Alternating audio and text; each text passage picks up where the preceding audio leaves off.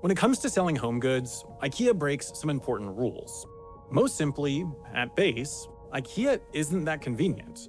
Just take someone living in the Commonwealth Park neighborhood in Charlotte, North Carolina looking to buy a dresser. There's a Rooms To Go and K&D's discount store just down the road. There are a couple of Ashley Home Furniture and Ashley outlets in the surrounding area. And then there's the single Ikea location in the city, not to mention the state. In fact, is the only Ikea store in a 230-mile or 370-kilometer radius. And should they choose to make this drive, upon arrival, there's competition all around. There's an Ashley's, a Bob's Discount Furniture, a Furniture Row, and a Furniture Market warehouse in the direct vicinity of this Ikea. Of all of these options, it's a safe bet that the shopping experience, parking, finding the dressers on the showroom floor, and making a final selection, will take the longest at Ikea. The showroom's designed as a maze, the store is absolutely massive, the names of the dressers are all in Swedish, and should one purchase the dresser, it'll be on them to assemble it once they get the box home. And yet, in spite of all the inconveniences, in spite of all the far easier to navigate alternatives, there's a good chance they opt for Ikea, and there's a good chance they enjoy the experience too. It's a pretty common outcome. Ikea wins in the US, even if it's at an extreme numerical disadvantage. Because not only is Ikea inconvenient, its stores are extremely few and far between. These are all the Ashley Home Furniture locations in Texas. As America's top furniture manufacturer, there are 64 locations within just the state. Ikea, by contrast, has just 10 stores in Texas and 60 in the entire US. Given this discrepancy, it'd be fair to assume that perhaps Ikea is recognizable because of its cult following, or because of its Swedish meatball-forward food court, or because you've been there a time or two and have managed to get hopelessly lost in labyrinthine showrooms, all making it feel a more significant player in the furniture sector than it actually is. But such an assumption would be wrong. Ikea does numbers. While the US furniture market is heavily fragmented, and while exact rankings are hard to come by, Ikea is one of the largest furniture companies in the US. Reporting $5.5 billion in total sales for the fiscal year of 2024, aided by the sale of some 62 million meat and veggie balls in their cafes, Ikea US, with just a fraction of the stores, is generally understood as a top furniture seller in the nation. What's more impressive about the scale of Ikea's empire is that the US isn't even Ikea's largest market. There are as many stores and more sales in Germany. As the logo, the branding, and the Swedish and Swedish meatballs help convey, Ikea is proud of its Swedish origin, its style and strategy is heavily Scandinavian, but today it's undeniably a global company. While it still maintains a managerial footprint within Sweden, its parent company, Enka Holdings, and the branch that controls franchising is headquartered in the Netherlands. As for manufacturing, much of this happens in Poland with its wooden products manufactured by Ikea Industry. In 2025, Ikea opened its first location in New Zealand, an appropriately isolated country to mark a pretty unprecedented 64th total country served. With the likes of Walmart and Costco yet to break into the 20s in countries served, it's only Ashley Home stores that have a similarly global reach. In just this decade, Ikea has opened in as diverse and distinct of locations as Macau and Estonia, Slovenia and Chile, the Philippines and Mexico. All this has pushed Ikea into the top 10 most valuable retail companies in the world. In an industry where the products are big and heavy and the sales are informed by culture and taste, Ikea has managed to succeed truly worldwide. How Ikea's gotten to this point, how Ikea makes this all work, can best be explained by this bookshelf. The Billy bookcase has been around since the 1970s. Its design is as radically simple as its intended purpose, to actually shelve books, and it's likely you've seen one of these before. The Billy blends into just about every environment, and because it's so neutral, it's equally likely you don't remember seeing one before. It's also endlessly customizable, or as IKEA enthusiasts and DIYers would call it, hackable. This is a Billy, and this is also a Billy.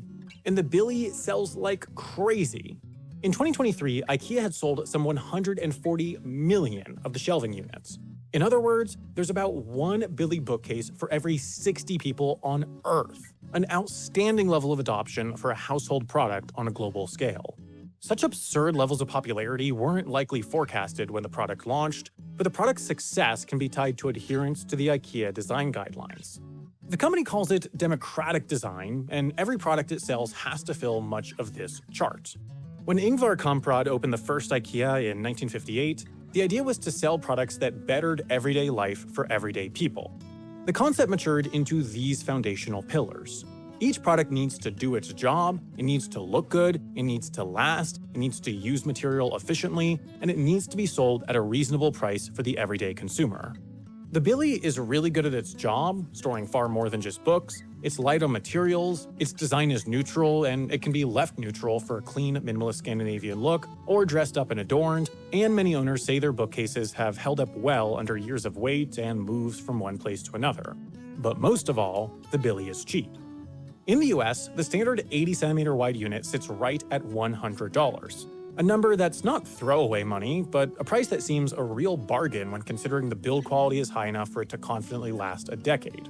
It's this blend of values that's made the Billy into a global star, and the ability to blend multiple positive traits together that's made IKEA a global star. IKEA has approached expansion with a combination of national and regional pride, along with pragmatism and cultural understanding. At first, IKEA's expansion outside of Sweden stayed in Scandinavia, launching in Norway and Denmark in the 60s. In the 70s, it went farther abroad, launching stores in Western or Westernized countries as nearby as West Germany and as far away as Canada and Australia.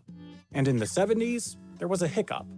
While IKEA planners saw continuity in minimalist, wood-forward Scandinavian design with popular tastes in Japan, subtle cultural differences proved IKEA's first expansion into Asia tricky. The company tried to ameliorate.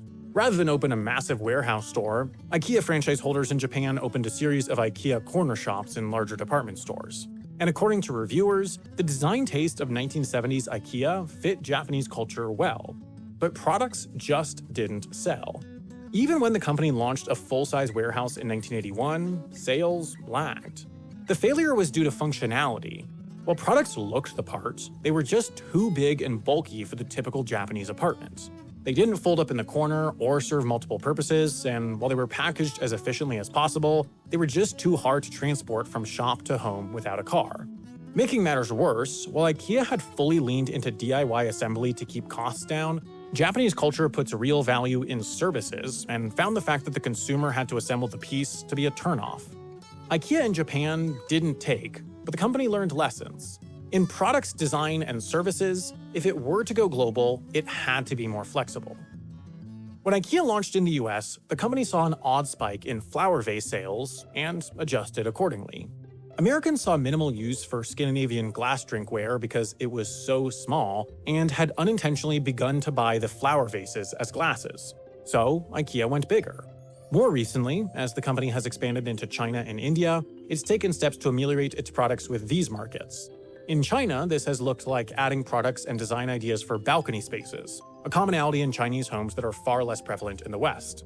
In India, they have minimized the use of untreated pine and added rubber footings to much of their wooden offerings, as it's just too humid for pine to last, and it's custom to wash floors with water, which would damage products without the rubber footings. To better serve Indian culture's tendency for large family gatherings at home, IKEA has also created easily expandable tables and collapsible chairs for their Indian stores. Subtle but thoughtful product development ensures functionality of Swedish design in different locales. This goes beyond products, too. While IKEA's product names are Swedish, they're screened before entering a new market to ensure they don't overlap with anything vulgar or unbecoming in the local language.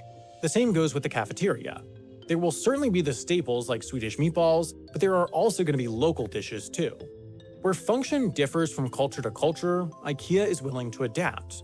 This adaptability extends to pricing products too. If you were in the market for a fairly mid-priced bed frame, you may settle on this, the $249 Malm queen-sized bed frame. With full head and footboards and thick side rails, the frame is sleek in design, but not exactly small. And yet, if you're headed to pick it up from the store, you wouldn't have to worry about it fitting in the car, as the two boxes it comes in, with a little creative rearranging, can fit into a mid-sized sedan. The two boxes will be heavy, but they'll take up the tiniest amount of space possible because IKEA is really good at not shipping air. Since the company's founding, it's saved money through flat packing, a simple concept that saves the company more and more money at scale. By sending its products with assembly instructions rather than assembled, IKEA is able to stuff a chest of drawers into a box the 10th of the size, then able to send 10 such products in the space of one fully assembled. While it didn't invent the concept, it popularized it, it designed products to further optimize for it, and it built its logistics around it. Space savings opens up an entirely new pathway for IKEA products. The materials for a Malm bed frame bound to be sold in the US don't necessarily have to be sourced or manufactured in the US. They can still come from the cheaper labor and material markets of Poland, then get shipped in hyper-efficient packaging over to the American market. The benefits of the flat packing model go further, too. Now IKEA is able to store products in-store because they just don't take up a ton of space, they can save on labor because the expectation is on the consumer to build out the product and not them, and they don't have to employ a delivery service because the consumer can come to the box store and expect that just about anything they buy can fit into the back of their car or truck. All these savings then allow for the company to keep prices down, to keep the Malm at $249. But the effort to keep prices down goes further. In 2008, the IKEA catalog had the Malm listed at $179. In 2012, the price had actually dropped to $149, $50 cheaper than the year prior. Fast forward to today, and the product is still in the same relative price range, and when accounting for inflation, it's actually cheaper to buy the bed frame today than it was in 2008. That's because the product has changed. The Malm has always been made out of composite wood rather than solid wood, which makes room for the company to use leftover and recycled material rather than harvested timber to further cost-saving and sustainability efforts. But even today, compared to 2012 and 2008 models, the Malm is lighter on materials than ever, as the head and footboards aren't even solid particle board, but filled with a honeycomb cardboard structure to maintain rigidity but save on materials and weight. It's a compromise on quality and sturdiness, and customers notice. And this much is a reflection of the industry changing beyond IKEA's control. In 2024 and 2025, IKEA marked back-to-back years of slightly depressed sales. Years where they actually sold more product, but at lower rates after the company employed a price-cutting campaign across all its markets. It was a response to the realities of being a furniture brand. When the economy slows, when home sales are down, there's just less natural demand for large item furniture. And there's also the competition. When IKEA only counts on online sales for about a quarter of its business and would far rather have you visit, the low-price furniture competition only gets more fierce as Wayfair and Walmart expand into the space. American tariffs compound difficulties too, and while they're less steep than those facing competitors importing from China, it's another challenge they assert little control over. But mitigating market uncertainty is IKEA's ability to control the experience of shopping at IKEA. Much has been made over the years about how IKEA store layouts and products subtly manipulate the customer. They have terms for it. There's the Gruen effect, how IKEA uses an immersive shopping experience to force interaction with more products and cause more spontaneous buying. There's the Diderot effect, the perceived need to buy matching sets, turning a single purchase into multiple purchases. There's even the IKEA effect, where a consumer has a higher perceived value of a product that they had a hand in constructing, or in the case of IKEA, assembling. But there's also a more basic underlying explanation as to why IKEA is able to sell so much out of so few locations. Visiting an IKEA is just a fairly fun and highly standardized experience. Since the 1980s, every IKEA has come with a modern, spacious cafe. Every IKEA has been serving coffee, local favorites, and Swedish staples. Most importantly, and iconically, Swedish meatballs with mashed potatoes and lingonberry. The timing was no accident. With typical furniture business slowed by the 1979 oil crisis, IKEA had to scheme up new ways to boost revenue. They had experience in cafes across the locations, they had this space, so they piloted a larger, more modern cafe with a Swedish-forward menu. The concept was a major hit. Today, food sales account for about 6% of the company's revenues, nearly a third of all customers cite the cafe as a reason for them visiting, and IKEA is now a top 10 food seller outside the US. But numbers only begin to explain the impact of the cafe on the larger business location. Because IKEA locations are usually on the periphery of urban areas where land for such massive warehouses is going to be cheaper, IKEA will always be a destination. The cafe helps make the destination appealing. What may start out as a weekend chore, like buying a new dresser, now can be reframed as an outing. Drive all the way out to IKEA, peruse the dresser options, grab a decent lunch at a decent price, then make a final decision on the dresser. Now, with a built-in lunch spot, a rushed visit becomes more leisurely, and a box store stop that would normally be like pulling teeth for a family outing actually becomes palatable for kids and parents alike. What was a chore is now an experience. It's an experience that they lean into further throughout the showrooms. IKEA actively wants customers to sit on the sofa and sprawl out over the display mattresses. They want you to feel the fabrics as you meander through the space and envision yourself and your home when walking through their room layouts. IKEA wants your money, but in a world where transactions feel rushed and murky, goods can feel cheap and scammy, IKEA goes about getting your money in what feels like the opposite manner. From its product design to its storefronts, everything IKEA does is aimed to blend a sense of comforting approachability with a flair of intriguing foreignness. You're not expected to know how to pronounce the product names, you're not supposed to have an exact sense as to where you are in the store once you've entered the showroom, but you know you can count on fairly cheap, fairly reliable products and a shopping experience that's going to be exactly that, an experience. Similar to Costco and Trader Joe's, IKEA exists in a unique space with the consumer where most have come to by and large trust the product and enjoy the experience. IKEA is by no means perfect. From problematic politics of its founder to illegally sourced materials and horse meat scandals, the company certainly has blemishes on its record, but the company has addressed its missteps, moved forward, and kept providing what feels like decent products at honest prices in a manner that maximizes the experience of what's usually, objectively, not fun. In a world that's increasingly fast, convenient, and online, IKEA has gone the other direction and stuck to a formula it figured out in the 70s, which is exactly why people love it. Going against the trends of an increasingly fast, convenient, and well-connected world is also the theme of a series I've come to love. This summer, Downy Express debuted its third season, documenting Michael Downy and his friend Sebastian's journey from Bangkok to Bali by way of trains and ferries. Across the 4 40-plus minute, professionally produced and genuinely excellent episodes, Michael and Sebastian pass through some amazing landscapes, navigate some public transportation systems that Western tourists rarely interact with, and explore some fascinating cultures and places from ground level. Along with their banter and occasional travel missteps, it's really all you can ask for from a travel show. And this is coming from a person that makes a travel show. I highly recommend that you check out this season of Downy Express, and I highly recommend checking out the service that makes it and so many other cool shows possible, Nebula. Shows like Downy Express, or our own travel game show Jetlag the Game, just wouldn't exist without Nebula. Nebula is a streaming service that allows creators like myself, Michael Downy, Tom Scott, Lindsay Ellis, and so many more to take on projects with bigger scopes, more creative and risky angles, and bigger budgets. For shows like Downy Express and Jetlag, if you want to get access to them earlier, and if you want to watch them without ads, you can do so on Nebula. For larger projects like our documentary series called Scav, following America's biggest annual scavenger hunt, or Jason from Not Just Bikes series exploring and profiling European public transport systems called Day Pass, you can only access these shows through Nebula.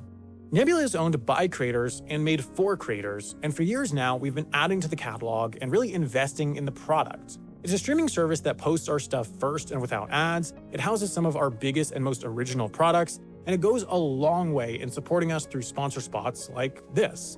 It's a product we're confident in, and it's a product that's priced at what we believe is a really approachable number. If you want to give it a try and support this channel and some of your favorite creators, follow my link and get 50% off Nebula. That makes it just $30 a year or $2.50 a month at nebula.tv/Wendover.